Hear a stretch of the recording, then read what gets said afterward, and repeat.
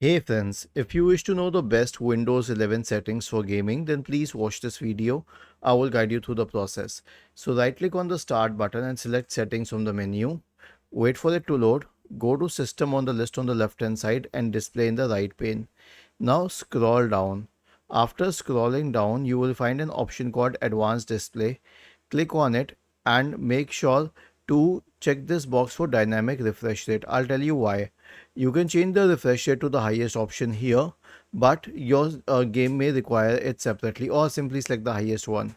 Your game will adjust accordingly. Then go to graphics and then check this option, turn it on for optimization for Windows games. Expand advanced graphics settings.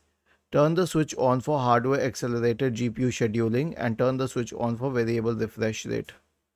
Okay. Then right click on the start button and select settings.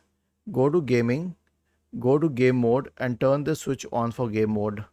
This is all you can do from your computer's end. Rest is specific to the game. Was this helpful?